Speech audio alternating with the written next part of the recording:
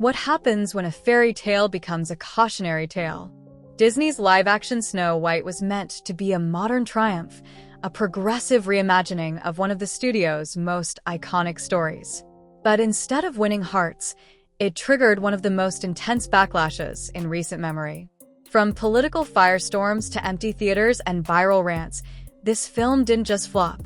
It became a symbol of how far Hollywood might have strayed from the very audiences it once enchanted. So what went wrong? Was it the casting? The changes to the story?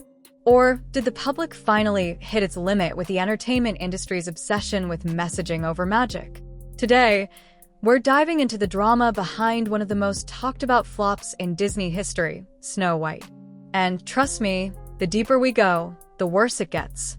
When Disney first announced that Snow White was being reimagined for modern audiences, many fans were cautiously optimistic. After all, the studio had pulled off some successful live-action remakes before. But almost immediately, red flags began to appear. Reports surfaced that the classic love story would be cut or drastically minimized. Then came the bombshell, the seven dwarfs, arguably the heart and charm of the original film, were being scrapped entirely in favor of something called magical creatures. The more fans heard, the more it felt like this wasn't a retelling, it was a total rewrite, and not one that paid homage to the original. Disney tried to spin this as an empowerment story, claiming they were giving Snow White more independence. But instead of refining the message or adding modern nuance, they gutted the story's core themes. There was no sense of wonder, no heartwarming romance, no recognizable characters, just a cynical, corporate attempt to pander to social media trends. To many fans, it felt like Disney wasn't trying to tell a story, they were trying to make a statement. But statements don't sell tickets. Stories do. Critics and fans alike accused the studio of prioritizing wokeness over quality storytelling. The phrase "go woke, get broke" started trending online again, this time with Snow White at the center. What was once a magical fairy tale about love, bravery, and kindness had been transformed into a lecture disguised as a film. And the audience response? A deafening silence at the box office. Casting Rachel Zegler as Snow White was supposed to be a bold move, an effort to bring diversity and freshness to a time-honored character. But almost as soon as her name was announced, internet sleuths began digging into her past interviews and social media posts. What they found turned public curiosity into public fury. Zegler had repeatedly posted anti-Trump messages online, including tweets where she told Trump supporters to go away and never know peace. Another post bluntly said "F Donald Trump." And while political opinions are nothing new for celebrities, the timing and tone of Zegler's comments felt especially reckless given her new role. This wasn't just a background extra. We're talking about the face of a Disney film, a movie aimed at families across the political spectrum. Her past statements didn't just alienate conservatives, they made even moderates uncomfortable. People questioned whether someone so openly hostile to half the country should be the ambassador of a story meant to bring people together. It didn't help that Zegler's tone often came off as smug or dismissive when addressing criticism. Apologies, when they came, felt insincere or carefully PR scripted. And Disney? They seemed blindsided. Insiders later revealed that Zegler's team had to hire a special media consultant to manage her public image after the backlash intensified. The damage, however, was already done. Zegler was no longer just an actress. She was now a symbol of Hollywood elitism, accused of looking down on everyday Americans while expecting them to pay for her movie. And for many, that was reason enough to stay far, far away from Snow White. It's not every day that Joe Rogan and Bill Maher agree on anything. One leans right, the other left, yet both found common ground when it came to trashing Disney's Snow White. Their critiques weren't just casual jabs, they were brutal takedowns that went viral almost instantly. Rogan, on his massively popular podcast, accused Disney of sacrificing creativity and storytelling for the sake of woke politics. He slammed the remake as a soulless product born from corporate fear of backlash, fear of offense, fear of doing anything that wasn't pre-approved by social media outrage mobs. Bill Maher, known for his sharp and often politically incorrect commentary, focused on the absurdity of some of the film's creative decisions. He questioned the logic of eliminating dwarfs to avoid offense, while also casting a Latina actress in a role literally defined by her skin as white as snow. According to Marr, this was political correctness turned inward on itself, so desperate to avoid controversy that it became a controversy in the process. Their critiques resonated with audiences across the board. These weren't fringe voices complaining in the dark corners of the internet. These were mainstream figures calling out what they saw as Hollywood's growing disconnection from its audience. And while Disney didn't respond publicly to either Rogen or Marr, the impact of their criticism was undeniable. Clips from their segments were shared across Twitter, YouTube, and Reddit, fanning the flames of backlash and reinforcing the perception that this wasn't just a bad movie, it was a tone-deaf disaster. One of the most baffling creative decisions in the Snow White remake was to remove the central romantic arc. Yes, the literal core of the story. The original tale, both in grim folklore and the 1937 Disney film, centers on Snow White's longing for love, her connection with the prince, and the magical idea that love could break even the deepest curse. It's what made the story iconic, a fairy tale about love triumphing over evil. But in the remake, Rachel Zegler outright rejected that foundation, going on record to say Snow White wouldn't be saved by a prince and wouldn't be dreaming about true love. She even referred to the original prince as a stalker. The response? Swift and brutal. Longtime Disney fans were confused and upset. Why remake Snow White if you're embarrassed by the very essence of the story? The critics pointed out that this wasn't empowerment, it was erasure. Removing the prince didn't make the story stronger. It made it hollow. Even viewers who were open to change couldn't help but feel like they were being lectured instead of entertained. People didn't come to see Snow White pick up a sword and fight villains. They came for the enchantment, the heart, and yes, the happily ever after.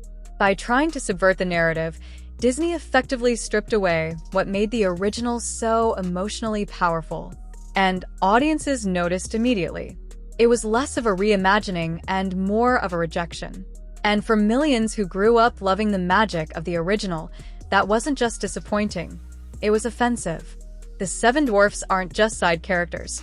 They are the soul of the original Snow White. Each with distinct personalities, they brought humor, warmth, and emotional stakes to the story. But in the remake, Disney decided they were problematic. Why? Because actor Peter Dinklage criticized the idea of using little-person actors, calling it regressive. Disney's response?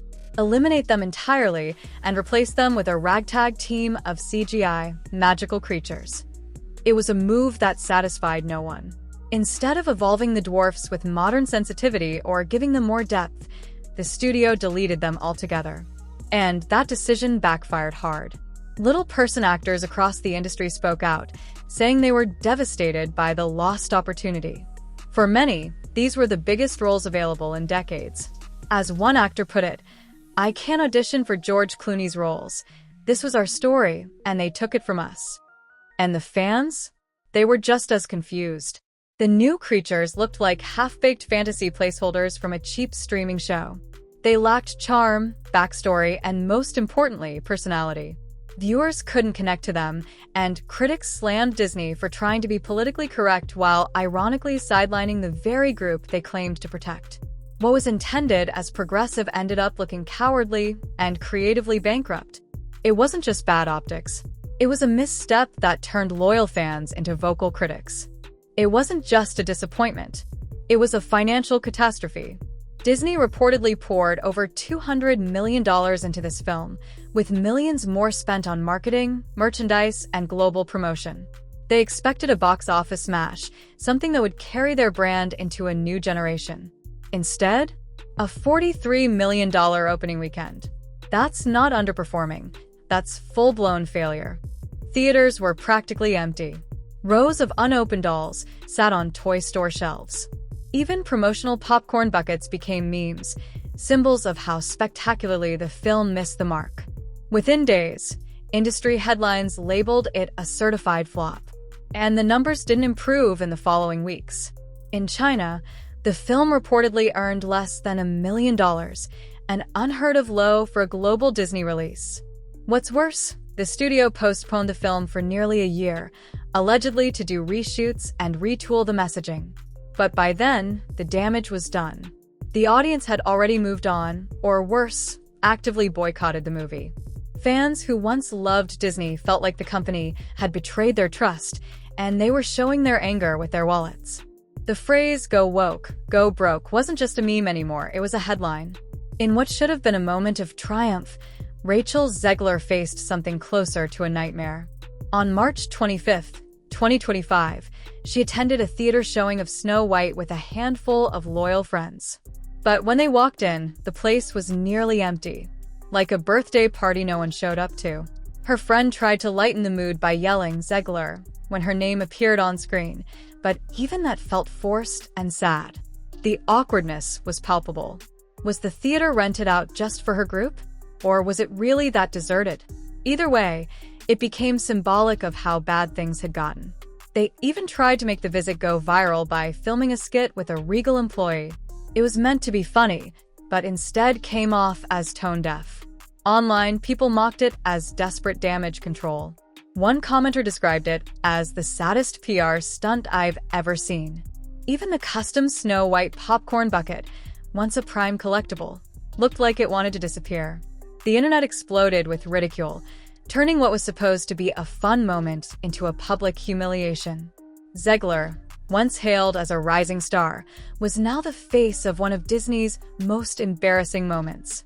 And that theater visit sealed the perception that no one, literally no one, wanted to see this movie. What's worse than a flop? A flop that everyone saw coming. Behind the scenes, reports emerged of creative chaos during the making of Snow White. Disney executives were reportedly blindsided by the backlash to Zegler's comments. Internal memos revealed concerns that her political opinions were too radioactive to control. The solution? Reshoots. Expensive ones. Rumors suggested that scenes were rewritten mid-production, entire storylines were removed, and musical numbers were added or replaced at the last minute. The film's release was pushed back an entire year, not for post-production polish, but to do major course correction. They even hired a special media consultant to help manage Zegler's image. But every time she spoke, the controversy got worse. In one post meant to promote the film, she followed up with a tweet saying, "Never forget Free Palestine," immediately stirring political tension again. Disney tried to clean it up, but it was like chasing a fire with a leaky hose. The message was clear. This production wasn't just misaligned. It was in full meltdown. And audiences could feel it. The final product didn't just feel politically charged. It felt confused, over-engineered, and creatively lifeless. What should have been magical felt mechanical.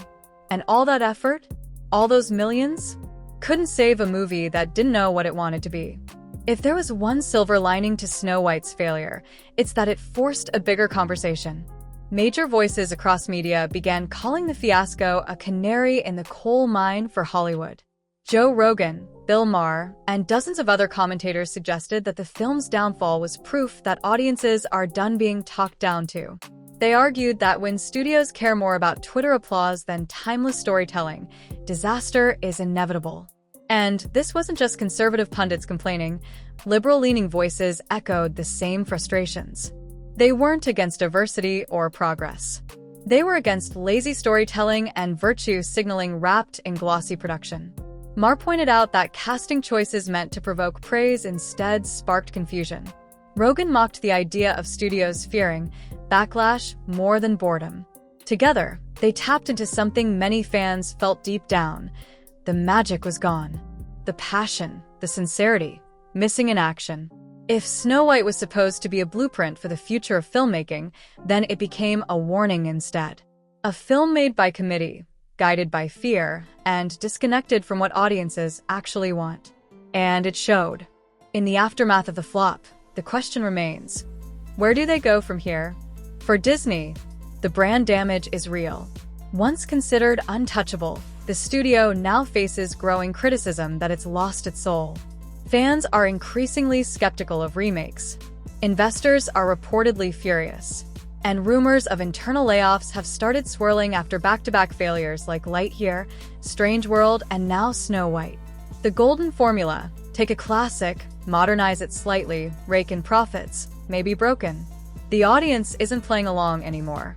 And as for Rachel Zegler, her career now hangs in the balance. Casting directors have begun to whisper, is she worth the risk? The talent is there, but the baggage is undeniable. What was once bold confidence now reads as arrogance. The public doesn't see a starlet.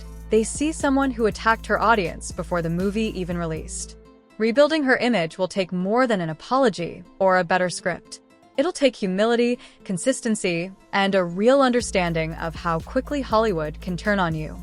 Because right now, Zegler isn't remembered for her performance. She's remembered as the face of Disney's biggest live-action disaster. And that's a tough legacy to rewrite.